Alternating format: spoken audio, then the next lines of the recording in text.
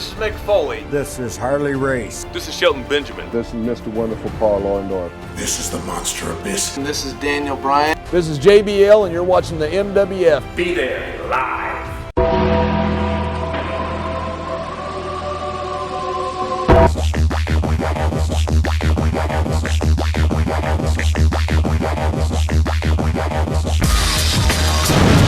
Wrestling fans around the corner, around the world, I'm Dan Marati along with WWE Hall of Famer Tony Atlas, Mr. USA, baby. USA, USA, USA, Nuna Una. Tony. It's the summertime. Should we have a toast, baby? Let's toast to the greatest country in the history of the world.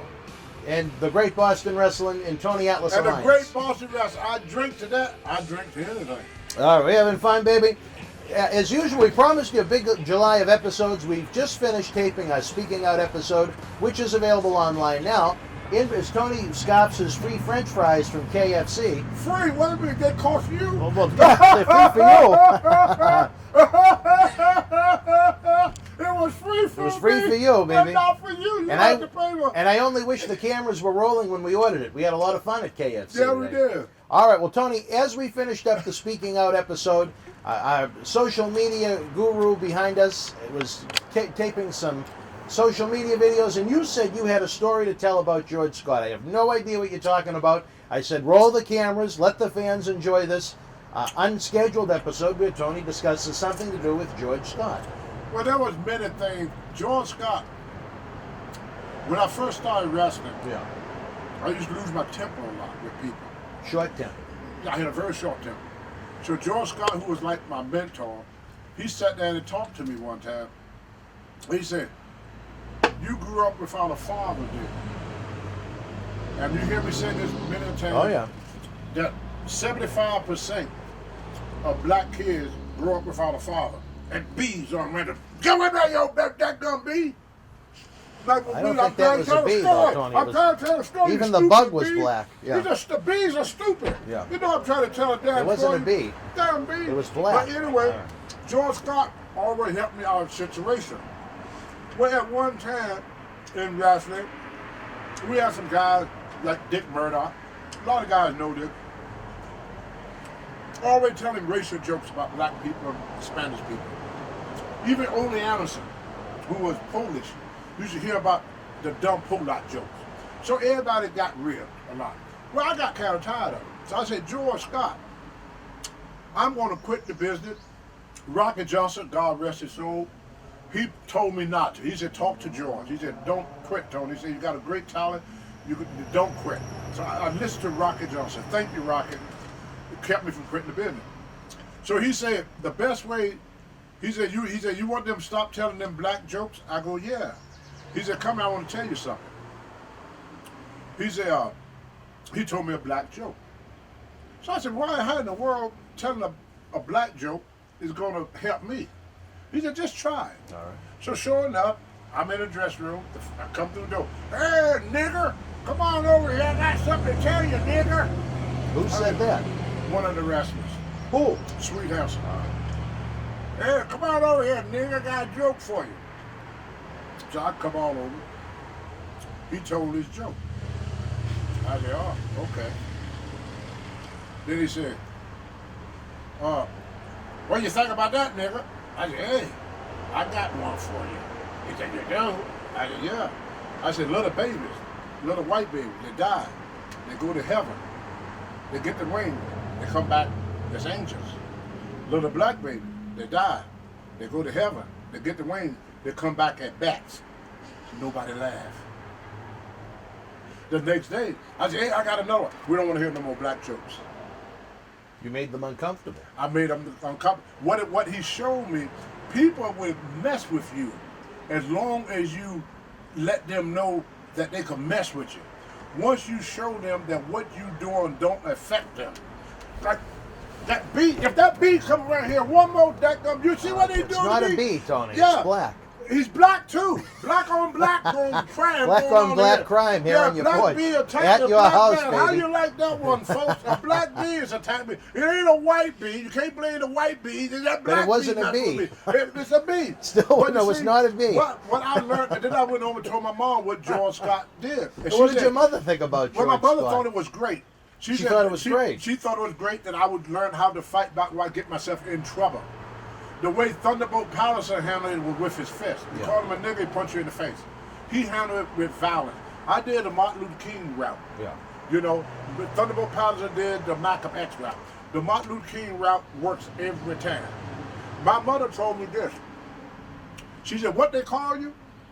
And I said, "Nigger." My mom said, "Get my Bible there, boy." So I go get her Bible. Back in the olden days, when a child is born, they put it in the Bible. It was like a record, family record was in the Bible. Family Bible. She said, "Well, let me look up where you was born." Oh, here you go. I don't see it in here. She said, none of my sons, I didn't name none of my sons nigger. I named you Anthony. She said, unless they call you Anthony, don't you answer. They're not talking to you. No matter what somebody call you, you need thick you have skin to for that. you have to accept that as being you in order for it to bother you. Otherwise, they're not talking to you. She said, I didn't name you nigga. I named you Anthony. So while you answer to a name that's not yours. So from that day, from then on, when somebody called me that, I ain't paying them no attention. That ain't me. I don't know who they talking to. What a great way to look at it. I don't know who they talking to. Who you talking to? My mother didn't name me that. You call me by my name if you want to talk to me, or else I ain't going to talk to you. My mother named me Anthony White. Nothing else. And I ain't answering to anything but that, because you're not talking to me. That ain't what my mother named me. I got my mother Bible. My name is Anthony White. You have your mother's Bible. Not here, my brother Charles got it. He keeps all of her. He's He's good the at historian of the family? Yeah, Charles is. But anyway, she didn't name me that. So most people, it's answered to names that is not them. If you see a woman, you call her the B word. Her mother didn't name her that. Why she answered to her? That's how my mother raised her. See, we were raised up in a time, yes, there was racism. Are there racism today? Yes. Will there be racism in the future? Yes. Will there sexism there? Yes. Will there be sexism in the future? Yes. There are certain things about, is it going to rain tomorrow? Or rain sometime this year? Yes. Is it going to snow in Maine? Yes. Is the sun going to shine in Florida? Yes. Is Lanny going to service himself? I don't know. Yes. Yeah. But my point I'm trying to get to people, we are becoming too sensitive. Yes. We are answering to things we shouldn't answer to. A person could do no more to you than what you let them. You have to let them. You have to let them, my mother told me. They could call me all type of names. I have to let them names hurt. We had an old saying as kids. Let's hear it. Sticks and stone would break my bones, but names would never hurt. But now we let the least little bit of thing hurt us. That is not a sign of strength. That's a sign of weakness. When you become sensitive to everything that goes on around you, you are very weak, emotionally weak. You do not have what they call, when you go out and protest and loot and tear up people's property, that's not a sign of toughness. That's a sign of weakness because you have a lack of self-control. Even in the Bible, God said, man should obey the laws of the land. Render to Caesar what is Caesar, render to God what is God. That means give Caesar his worth. When you vandalize a building, that person you vandalize is not the person to commit the crime. You punishing a person that had nothing to do with it. Plus, this guy gonna have to work maybe a lifetime to get his business back. He probably never get his business back because he probably don't want to come back. If he do start his business back, he ain't gonna be in your neighborhood, so the neighborhood gonna lose. I got a buddy of mine live down in Massachusetts. It's a pizza place I used to go by. So I called him, I saw the ride, so I called him to see how was he doing. He said, not good, Tony. He said, I got a window that cost me $10,000. A window? a window to his pizza place. Got a pizza place. Wow. They bust out his window for the pizza place. Well, anyway, his deductible is $5,000. Wow. So this man is $5,000 to replace that window. The insurance going to replace it.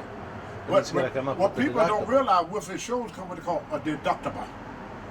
So it's going to cost him $5,000 to get his place going back. And he got no freaking customers. He shut down in Massachusetts. Yeah. You know, he only got pickups and delivery. Nobody can come in his store. He can't have in-store dining and none of that. Mm-hmm. So his income is less now than it ever be. And then on top of it, the protesters or looters, whatever, who did it, set this guy back $10,000 more. So there's people being hurt in this that don't not need to be hurt. You see?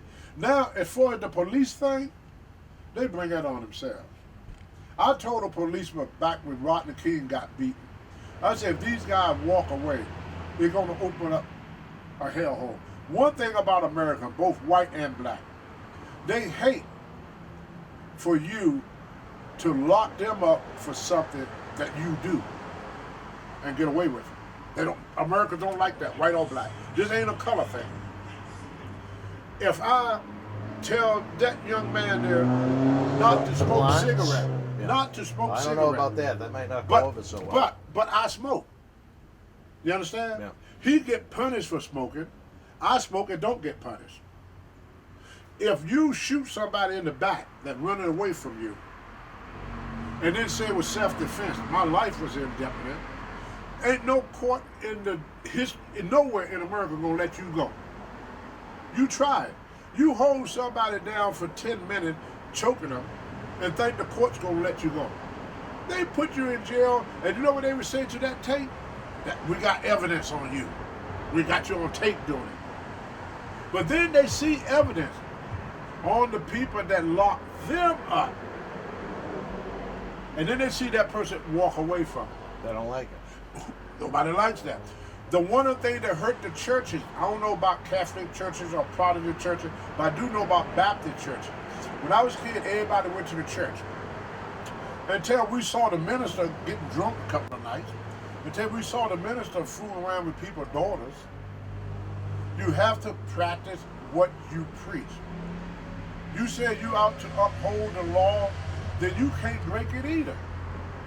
I can't break the law and expect you to abide by it. I used to work at the Bahama Beach Club out here. Well, you as a told us bouncer. that story not too long ago. Yeah, as a bouncer. It always surprised me how the cops would come in and get drunk as a skunk, could barely walk, and get in their car and drive.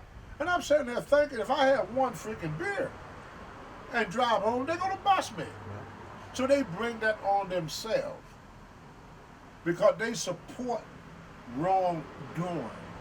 Two wrongs don't make a right. Because the guy's wearing a uniform is breaking the law, don't mean he's not breaking the law because he's wearing a uniform. See? Because the guy is white getting beat up by a policeman, don't mean he don't deserve the same justice as a black guy that get beat up. Right. You know? The law have to be equal for everybody in order for us to respect it. The policemen are losing respect of the public because the public see the violation. Nobody told it to them. They see the violation. And they see the violator walk away free of charge time and time and time and time again. It started back with OJ.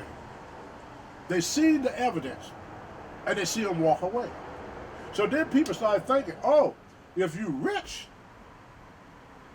you're above the law. Yeah. Yeah. You can buy your way out. But if you're poor, you're going to jail. If you're rich, you're going to walk away. People in power, people in wealth get a snap on the hand. Me and you, they throw us under jail and throw away the key. That is what Americans are tired of. They want the law to be equal straight across the board. For everybody. For everybody. Everybody. That's why these women claims don't work as well for sexual harassment, because the women, they sexually harass men all the time. But they don't get prosecuted for it. Right. You know, there's a lot of things, I can't tell you to do something that I refuse to do myself. The law should be for everybody. If you violate the law, but what they do instead of getting one of the policemen, they transfer him to another station. And he do it again. Look at this last guy. What? 8, 9 marks against him. Which one was this now? The one that caused all this crap. Well, there's been a lot. Which one? What this last one with the George Floyd thing? He already had a lot of... George Floyd in Minnesota. Yeah. Okay, Yeah, but yeah, that he police did. barber had a He lot did, of... yeah, quite a history. Yeah, he was already... What they do, they kept shifting around, you know, from one police department to another. Instead of getting rid of their dirt, they put, you know... I say, if Vince McMahon was president, none of that would happen. What did Vince do when he got that sexual harassment stuff? What did he do? Swept it under the rug. No, he didn't. What did he got do? rid of it. He just told me. That sexual harassment With stuff. Rita Chatteron, the referee? Yeah, what did Vince do with it? He got rid of them, did he? She was long gone before the accusation ever came. That's what I'm saying, but I mean the ones that just did it. You just Oh, the more recent. Oh, the yeah, what he did? either suspended or got You rid of them. suspend their ass. Vince is not going to let you drag the WWE through the mud. Right. And why will a police captain allow this one cop to drag every policeman in the United States through the mud for one guy? For one guy. One guy. It's made every officer in the country look bad. One You're right. guy, one freaking guy. They try to protect this one damn guy, and everybody got to go to jeopardy for it. Vince would have never done that. You know that. Vince would, your ass be packed before they finish telling Vince what you did. Vince would go and pack the suitcase for you. Vince said, hey, Tony, I heard about you got involved in a little sexual harassment. Man, I saved you the trouble. I saved you the trouble of packing. Here's your suitcase. He ain't even going to pack the suitcase for you. You'll wheel it out for He him. is not going to let you drag his company through the mud. And why they allow one bad officer make it bad for all the good, hard-working policemen in this world? And most of them are hard-working, good people. Yep. 99.5% are. But when they make their mistake at, when one go off rail, instead of letting him take his medicine, they protect him, which make they all Try and look bad. kayfabe it. They can't fail. Well, that happened a couple times in wrestling too. What do you mean? Well, the Jimmy Snuka thing. Oh, was yeah. one. Yeah. See, we done Well, that. imagine what would have happened to Jimmy if Vince didn't come to his rescue when he was in the... Imagine if Jimmy had done that today. No, yeah, right? He'd been in prison. All right, Tony, looks like you're getting hungry again there with old Colonel Sanders. Who, in me? Yeah. Look on me. We weren't expecting this episode. It was a very interesting episode. Again, if you want to stream dozens of Studio Shoot Interview DVDs, if you want early, ad-free, full-screen access to our Wrestling Insider episodes with Tony and other great guests we're working on, subscribe to the Patreon. It's just a couple of bucks a month, and it helps keep professional wrestling legends working at patreon.com/Boston Wrestling. If you want more of the big guy, if you want the drawings, if you want the phone calls, if you want him to come to your house, if you want him to come to your autograph signing, your wrestling event, who knows what in COVID-19 2020, it's available over on eBay in our store. We also have some great wrestling merchandise for sale. We have tons of episodes we're producing throughout the summer, Tony. We're having a blast here at your house, or maybe Atlas, your house on this porch. I love it here. I don't want to go home. Well, you're going to have to let. I'm going to charge you rent. All right. Well, I know you're trying to rent out the top floor. Yeah. I'm going to have a bunch of sexual harassment folks up there. No, you don't want to hear about what they say about blondes, but that's all right. All right, for the Hall of Famer, Mr. USA, Tony Atlas, I'm Dan Marotti. Until we speak again, folks, you and yours stay healthy, be well.